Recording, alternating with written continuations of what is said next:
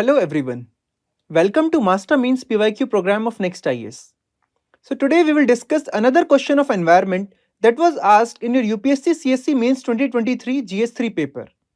So the question of the day says, comment on the National Wetland Conservation Programme initiated by the Government of India and name a few India's wetlands of international importance included in the Ramsar Sites. So it was a 15 marker which was supposed to be answered in 250 words. If you look at this particular question caters to the subtopic of conservation of environment in your UPSC GS3 syllabus. See, this is a 15 marker, and UPSC in recent years has been in a habit of asking more dimensions in a 10 marker and less dimensions in a 15 marker. As you can say, this particular question has 2 dimensions, and the second dimension has not much to be written upon. So basically, how will you tackle such questions? You will have to go into depth of the main theme of the question. So before we start with the solution to this particular question, let me briefly highlight the approach to this particular answer. So my approach to this particular answer will be, in my introduction, either we can directly talk about National Wetland Conservation Programme, or basically that is my main theme. So we can even talk about depth in my body part. So what we can do in introduction, either we can highlight some data, or we can talk about the definition of wetlands.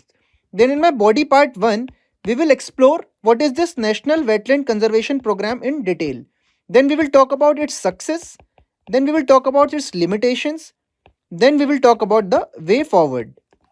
Then in my body part 2, we will highlight the second demand of the question, that is name a few India's wetlands of international importance.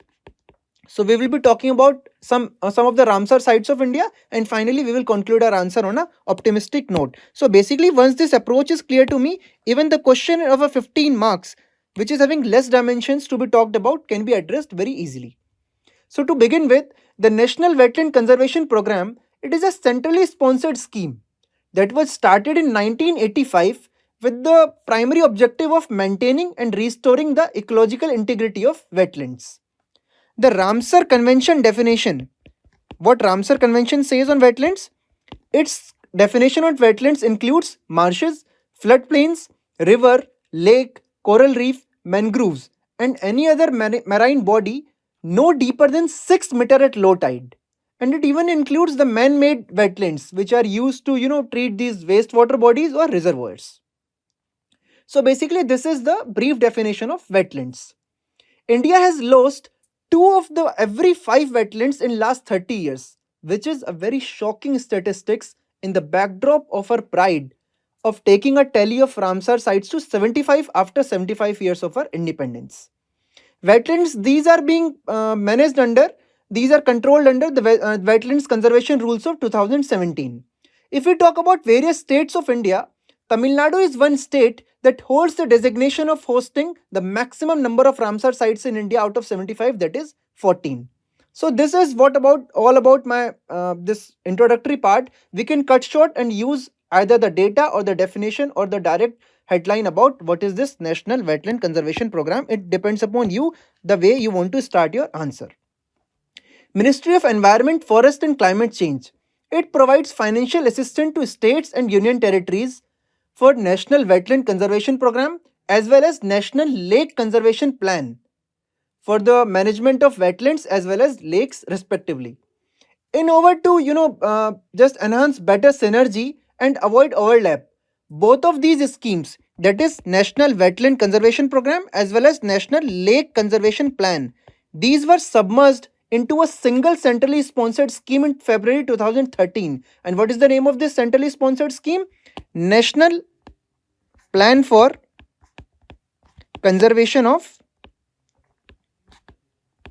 Aquatic Ecosystems. National Plan for Conservation of Aquatic Ecosystems. So this is how Ministry of Environment, Forest and Climate Change submerged both these schemes, National Wetland Conservation Programme as well as National Lake Conservation Plan, into NPCA, National Plan for Conservation of Aquatic Ecosystems. So basically, wetlands, if we talk about their significance, wetlands manage the water runoff during the onset of monsoon. They nurture a microclimate of their own, and they also help to maintain a ambient temperature. Ecologically, if we talk, then wetland is like a sponge absorbing water. Now, if we talk about this National Wetland Conservation Program more in detail, this program was started as a four-pronged approach. What was this four-pronged approach? This was first was this wetland brief document. The first was wetland brief document. Second was wetland health card. Third was wetland mitras, and the fourth was wetland integrated management program. What is this wetland brief document? It was basically to generalize to calculate the baseline information about wetlands. What was this wetland health card? It used to assess the condition of the various wetlands of the country. Third, wetland mitras. It was basically to have a this collective approach, to have a collaborative participatory approach towards wetlands to enhance community engagement. And what was this wetland integrated management plan? This was management practices to enhance the ecological services of the wetlands. Their values, their various biodiversity should be enhanced. So this was my four-pronged approach. This was the four-pronged approach by which this National Wetland Conservation Program was initiated. That we will go step by step. First of all, we will identify the basic information. Then we will assess the condition of the wetlands. Then we will try to, engage local communities, and we will have a participatory engagement in the management of wetlands. And finally, we will try to preserve their biodiversity as well as their ecological services. So this was the four-pronged approach with which National Wetland Conservation Program initiated. Now, if we talk about the next part of the question, we should talk about the success of National Wetland Conservation Program. That since this program has been going on since 1985, it would have done various wonders in the country. So if we talk about the first success of NWCP, it has helped us in Ramsar site inclusion. There were various criterias by which various wetlands of the country can be designated as the wetlands of international importance, which we also call Ramsar sites. Today, at present, India has 75 sites, 75 wetlands, which are called Ramsar sites. So this NWCP program has helped India, has helped those authorities in the inclusion of Ramsar sites. How? It has basically brought those wetlands into limelight, which were of conservation value. It has brought those wetlands into limelight, and finally India could designate them as Ramsar sites. Second is, it helped them in the identification of wetlands. Identification was one thing. See, there were a number of water bodies which were lying vacant, which were, not even in the direction, not even in the knowledge of those authorities. This program, when it came into picture, it helped those authorities in the identification of those particular wetlands. So, second is identification of wetlands. Third will be biodiversity conservation. We have various examples to highlight how NWCP helped in the biodiversity conservation of various wetlands. First example can be Keoladeo National Park of Rajasthan. It was facing so much of water scarcity. Basically, this Keoladeo National Park was facing degradation due to water scarcity as well as invasive species. That those invasive species once entered the wetland of this Keoladeo National Park, it created a havoc there. So what was the result of the concerted efforts? When various efforts were taken as part of National Wetland Conservation Program and the community engagement was made a part of this degradation was stopped. And what was the result? Various migratory species again turned back to this Keoladeo National Park. So we can say that biodiversity conservation is another factor which can be considered as the success of National Wetland Conservation Program. Then community engagement. Basically, without local communities, the conservation of these wetlands is a very tough task to achieve. As we can see, this community-based tourism in Vembanad Col and Kerala.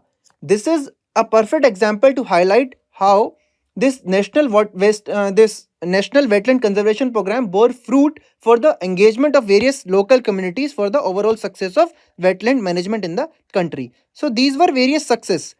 We also have an example of this Chilika Lake, the largest lagoon in the country. It faced this fish degradation and all those things. So when it was on the verge of degradation, destruction, the various efforts as part of this National Wetland Conservation Program bore fruits there, and it was also revived, and it saw the basically growth of fish production and everything there. So these can be considered as the various success of this National Wetland Conservation Program. Next, if we talk about the limitations, what are various limitations of National Wetland Conservation Programme? The first limitation can be limitations.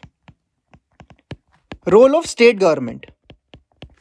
Since this wetland conservation rules of 2017, it basically demarcates the role of state government to another level. So state governments, most of these wetlands are at a local level. So the role of state government should have been better, should have been more this pronounced. But the role of state government is very low, which is a very big limitation for the success of this national wetland conservation program. Role of state government. Second will be fragmented policies. How fragmented policies? Basically, various policies at various departments at the local level, they are fragmented. This inter-agency coordination between central government, state government and the local level is very low, which leads to, see, if a policy has been made at a central level or say at a state level, if there is no inter-agency coordination, if there is no coherence between various agencies, that policy can never be a success. So that is another factor which can be considered as a limitation of NWCP. Third will be climate change. See, there are already many risks that are being posed by these wetlands, and climate change poses another risk like this rise in the sea level. So, as a result of climate change, whatever issues are being faced by these wetlands, they can pop up, they can even increase. So, that is another factor, that climate change is another factor that can be considered as a major limitation of National Wetland Conservation Program. Fourth can be invasive species. As we saw in the recent example of Killardau National Park also, that once these invasive species enter any particular wetland, they basically disturb the already existing marine this flora and fauna there. So these are another this is another factor that can be considered as a limitation. Why? Because this is something that is not easy to control. Then first the fifth point can be dewatering of these wastelands, these wetlands. We have a recent example of UP where the irrigation department of Uttar Pradesh, it basically dewatered the Haidarpur wetland, which was considered to be one of the best wetland in the northern India. And what was the result? Tens of thousands of migratory birds, which used to be a part of Haidarpur wetland, they migrated from there. Then some other limitations can be the land use patterns. See, as a result of urbanization, sixth can be land use patterns. As a result of urbanization, this agriculture prepositions, the changing agriculture prepositions, industrial changes, these wetlands may also face challenges. How? Whatever policies were being framed for the betterment of wetlands, they may not be effectively put into practice. Why? Because daily we will see a different land use pattern. Someday it was this particular land was described for particular event. Now with the changing land use, this will be a major challenge. Seventh limitation is international collaboration. See, some of the wetlands are transboundary, and we need the collaboration from those immediate neighbors of our country to manage them in a better way. But there are different dimensions, different relation of our country with those neighboring countries, and it differs. It matters on the relation for this better management. So this is another limitation. Now, if we talk about the next part of the question, which says that talk about some various wetlands of international importance from India. Wetlands of international importance from India. See, India is the home to large number of wetlands. Thanks to the wide variety of this precipitation, geomorphology, physiography, as well as temperature, that this wide diversity is there in the country. Some of those wetlands which are considered to be of conservational value are designated as the wetlands of international importance, to which we also call Ramsar Sites. India has been a party to this convention on wetlands, which we call Ramsar Convention, from 1st February 1982. Out of all the wetlands in the country, 75 are the sites that were considered as the Ramsar sites. So how many Ramsar sites are there in country? There are 75 sites. India is third. If we consider in terms of Asia, India is ranked third, and in South Asia, India is ranked first in terms of the maximum Ramsar sites in the country. Now, if we have to talk about various wetlands of international importance to be written in our answer, see, since it is the second part of the answer, even if we allocate 5 marks to this, so it should be our basically practice to at least highlight 5 Ramsar sites. So the first Ramsar site we can talk about is Chilika Lake of Odisha. Chilika Lake, Odisha. It is the largest coastal lagoon in India, and basically it is a hotbed of diversity. So this can be my first one. Second one can be my Keoladeo National Park. Kilauea National Park of Rajasthan. This is another that we have already discussed in recent examples also. This was designated as a Ramsar site in 1985. Third can be my Sundarbans of West Bengals. Sundarbans of West Bengal. This is basically the largest mangrove system in the world, and it is also home to Bengal tigers and so many other wide hotspot of diversity. Fourth, if we talk about, we have Bhitarkanika mangroves of Odisha. This was designated as a wetland of international importance in 2002. And you might have already read that olive ridley turtle, they use this Bhitarkanika mangroves as their nesting site. And another one, if you have to talk about the fifth one, we can also talk about this Loktak Lake. Loktak Lake of Manipur. It was designated as a Ramsar site in 1990. It is also home to Sangai deer. It is also home to one of the very unique feature which we call fumdis. Basically a mound of this organic matter and soil. It is also home to the Sangai deer, and it is the only floating national park in the country. So we can talk about n number of other examples. We have 75 to talk about, but if you have to talk about some major examples to give, then these are the 5 ones that we can talk about. What can be the way forward if we see that there are certain limitations? So what can be the way forward in this? Way forward can be, the first can be this international collaboration. It should be boosted. Why? Because those wetlands which are transboundary, they also need proper management. For their management, we need to boost our collaboration with the neighboring countries of India so that those can be better managed. Second can be strengthening enforcement. See, various rules and regulations which are being framed for the success of better management of these wetlands, they should be managed better. How? When enforcement would be better. If a law has been brought, we should enforce it. We should strengthen the enforcement of that particular law. It should not only be a mockery of that particular law. If something has been brought for the welfare of a particular wetland, if some rules are there, 2017 rules are there, under which these wetlands are managed, so they should be put into practice. The third can be research and development. Basically, various these modern facilities, modern technology can be utilized for the better management of these wetlands. Whatever destruction is being done to them, we should always take the best possible steps involving the local community of that particular area, because without local community engagement, the best possible management of wetlands is a utopia. Finally, if you have to conclude our answer, we can conclude our answer in multiple ways. We can also cite the example that like corporates are also willing to basically pay heed to this wetland degradation area. As we can see in the recent example where this Godrej Industries chairman, Nadir Godrej, he basically recited a poem in this connection instead of giving a customary speech at the World Economic Forum in Davos. Basically, though they constitute only 5% of the land area, but the coastal mangroves have the capability, have the ability to basically capture 50% of the carbon which is there in the marine ecosystem. So we know wetlands are the future. Wetlands are the natural sink, and their destruction can be very harmful for our urban future. So it is high time when government pay heed, the collaboration between various governments, be it the central government or the state government, is taken into picture, and these wetlands are saved from being degradation. Though we are celebrating, we are having 75 sites as the Ramsar sites, that also adds value to basically this particular thing. And I think 2022 was the year in which we designated the maximum number of sites. I think it was 19 as the Ramsar sites. So this was all about this answer.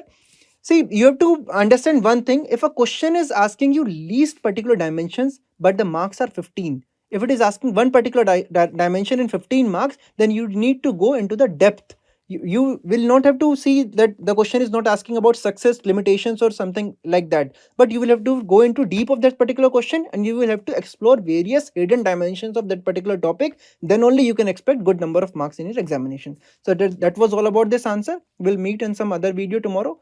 If you like the content, then just like it, share it, and comment on the video. Thank you. Have a nice day.